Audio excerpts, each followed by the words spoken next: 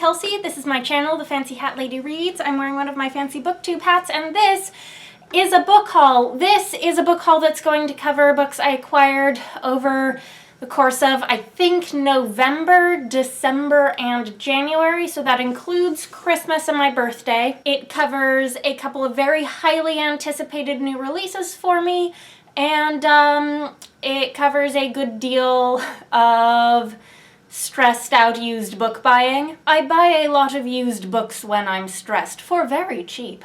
But I'm trying to figure out how to organize this. I think I'm going to start with the new books this time so that I can start with the things that I got as gifts. There was just one book that I asked for from someone for Christmas this year, and I got it. It is exactly what I asked for. It is the big book of classic fantasy edited by Anne and Jeff VanderMeer. This is huge. I'm so happy about it. This is an anthology of classic fantasy stories going back through, the history of the genre and taking a really sort of broad look at what literature that has been published over the course of history actually does in fact fall under the sort of speculative umbrella of fantasy, even if it's by authors that we don't think of in the genre as being genre authors. So this is going to be really interesting to read from a historical point of view. It's not something that I think I'm going to try to read over the course of a month or even 2 months. I might make a project of this where I just start reading a story every once in a while and let it take however long it takes. Maybe the goal will be to read it in the course of a year or something. I don't know, but this is very exciting for me to own. The other book that I got from the same family member who gave me that one was a surprise, not something I asked for, and the opposite in terms of size and scope. This is an itty bitty book. It is Art Matters by Neil Gaiman, illustrated by Chris Riddle. It is basically a heavily illustrated, I guess, little essay. So very light reading. It'll be very quick. I might just shove this on my potential readathon books shelf that's full of itty-bitty things that I think will be good to slip in during readathons. So I think that will be my plan for this one. So those were both Christmas gifts. I think these next two were as well. These came from a friend. And these are both books that I actually already owned copies of. Hilariously, one of them, the same friend gave me a copy of last year. I really hope she's not watching this because I'm not going to tell her that she did this. Please don't anyone tell her that she did this. But the book I've now received from the same friend 2 years in a row now is The Thief by Megan Whalen Turner. I did read this book when I was a kid, back when it had a cover that looked like this. This cover is branded into my memory. And I have the vague fuzzy sense that I really, really liked this book as a kid. And at the time I read it, I either didn't know about the sequels or they hadn't been published yet. And I have been for years now meaning to revisit this book and read the whole series. And every time someone gives me a copy of it, that's just another nudge. And then the other book that self-same friend gave me that I had already purchased a battered used copy of because I have in fact been recommended it a gazillion times and should really read it, is Green Rider by Kristen Britton. This is the first book in a longish fantasy series, and these are both series that have been on my TBR for years now, and I'm not starting them, I think not because I'm putting them off in any way, but because I have too many ongoing series that I'm reading, and I need to finish some of them up before I start on more long backlist series. I keep not finishing the series I'm in the middle of and instead reading new releases that are starting new series. And some new release series I am keeping up with through their releases and finishing them. But I think this is something that eventually I really need to figure out what I'm doing, because there are series that I have been meaning to read for years. People keep telling me I should read them. I know, I'm not putting them off. I just can't right now until I finish some other stuff. Anyhow, that's where both of these are. I'm not sure which copies of these I'll end up keeping and reading. I'm definitely going to be passing along my used copy of this one in favor of this nice new one. And then the last book I was given as a gift was for my birthday. This is another one that I read. I have read this book years ago, and I am pretty sure I do not still own a copy. I certainly don't have it in my apartment, and I don't think I have a copy at my dad's house either. If I ever did, it's long gone, but I honestly think I never owned a copy of this book and that I borrowed it when I read it when I was younger, and that is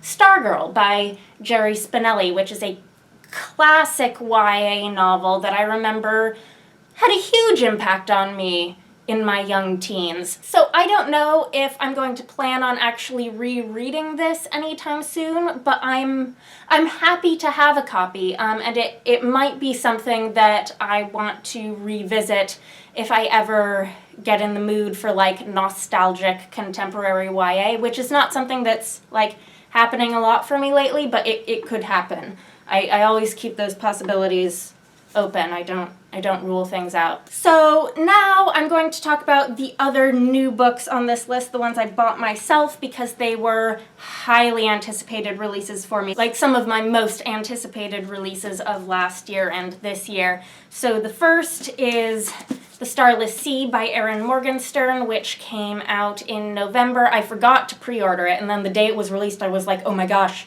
Starless Sea is out today, and I forgot to pre-order it, so I went to a Barnes & Noble and I bought a copy on release day. Anyhow, I will be reading this sooner rather than later because this is nominated for the BookTube SFF Awards this year, so I'll be reading that for the read-alongs and looking forward to seeing what I think about it and seeing what other people think about it as well.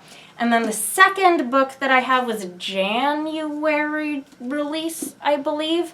This one I did pre-order, and this is Dark and Deepest Red by Anna Marie McLemore. This is, I believe, a historical magical realism novel that ties a historical storyline with the story of the Red Shoes. I was this time actually for the first time completely caught up on McLemore's backlist by the time they released a new novel. So I have no guilt hanging over me this time that I've got some previous book by this author still on my shelves that I should read before I get to this one. And then we're on to used books, I think. No, okay, there are a couple that are not here. So the next book is an ARC. I have some limited access to print ARCs from the bookstore where I volunteer, so this is one of those. This was a February release that is out now that was on my most anticipated releases for the first half of the year video, and this is Stormsong by C.L. Polk. This is the sequel to Witchmark, which I have a review of on this channel, so I can link it and you can watch it. This series is fantasy with queer romance set in a world that is vaguely like Edwardian era in terms of its real world inspiration. This one follows the sister of the main character of the first book. I am hankering to get to this, but I also have some older arcs that are higher priorities for me, so we'll see. And then I have two books that I bought at the same store, one of which I believe is new and the other one is definitely used, but they were both bargains. I, over Thanksgiving, visited my aunt and cousin in Michigan, where they have a local Books-A-Million store that they like to go to, and I had actually never been to a Books-A-Million before. Apparently this is a chain that, like, is a thing in a lot of places in the US. I have never lived in a part of the country that had Books-A-Million before, so this is my first time in one of their stores. In addition to having full-priced new books, this location had a lot of really good bargains on used books and discount bargain-priced new books. So that's what both of these are. The first one is a used book. This is a copy of So You Want to Be a Wizard by Duane. This one I got for $2. This is the first book in a middle grade-ish, I think, fantasy sci-fi series that a lot of people I know really loved growing up or have discovered since and really love now. This is one that probably isn't a high priority for me to read. I just grabbed it because it was a cheap copy of the first book. This probably goes on like the endless list of books I would like to get to someday that I have acquired used copies of over the years that are occupying every free corner of my apartment. It's fine. But that's the first one. And then the second one was another one that I picked up because it was just so cheap. I think this is a new copy though. This is the third book in a series where I own the first one but not the second one. But this is Unmade, the third book in the Lindburn Legacy by Rees Brennan. I've been wanting to get to this series ever since I read In Other Lands and loved it and decided that I really wanted to read more of Brennan's writing, even though her previous books that all looked like, you know, paranormal urban fantasy YA didn't seem like my subgenre. I have some faith because I know this is an author I like, that there will be appeal in this series for me. So anyways, I have the first book, which is Unspoken. I was hoping to get to it in 2019. I didn't. Let's try again in 2020. One more stack of used books here. The one that I think I'm most excited to have found and that I paid the most for is this beautiful hardcover of the Tower at Stony Wood by Patricia A. McKillip that I got for $7.50 at Strand used. This is one of the McKillip books that I had not yet owned. I am working on building my library of her work. It is hard to figure out what a McKillip book is really about before you read it. I think I've heard this one maybe has some Arthurian influence.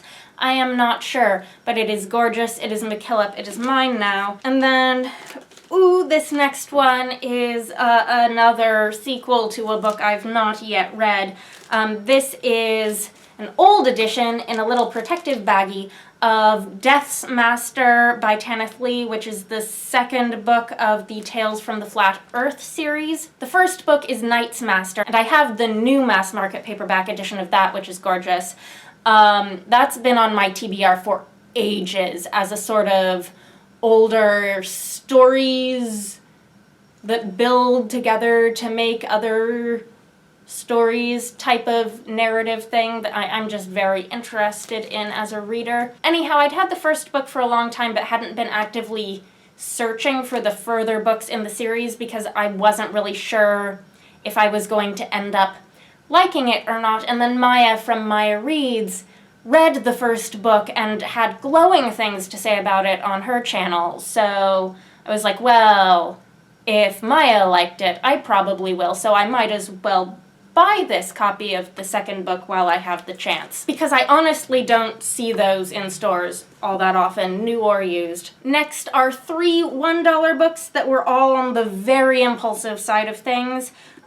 2 story collections by authors I have some interest in. First is Book of Enchantments by Patricia C. Wrede. She's an author I've read before, but not any of her short fiction. And then Impossible Things by Connie Willis, who is another author I have read before, but like not nearly enough, and I haven't read any of the books she's really well known for. Again, these are the sorts of things that are going on my like shelves of maybe someday I will get to them. But for $1 each, small mass markets, they're things I'm glad are in my collection. And then the next one is a book in a series that I am collecting because I want to read the whole series. I still don't have the next book I need to read in this series though, so that's a problem. But this is one of the Vorkosigan novels by Lois McMaster Bujold that I didn't yet own. This is Captain Vorpatril's Alliance. I believe this is one of the later ones, so it doesn't help me actually move forward with this series at all. It's fine. The next book by Bujold I actually want to read is one of her fantasy books. I have it. It's over there. It's Paladin of Souls. All of my other copies of books in the Vorkosigan saga are mass market paperback, so this hardcover does not match. It is out of place and chunky, but whatever, for $1 I will deal with it. And then the last book I have on this list was another very impulsive used book buy. This was a $2 book. This is a copy of Ship of Magic by Robin Hobb, which is the first book of the second series in the realm of the Elderlings.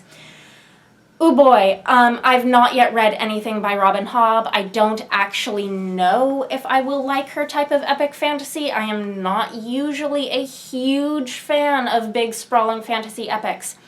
However, I do have the first 2 books in the first trilogy. But honestly, when I hear these books described, it is this second trilogy that I am more interested in than the first one. And this is the beautiful UK edition, and I mean, it's obviously got some wear and tear. It's not in great shape, but it's, a very nice edition. These are the editions that people on BookTube collect these.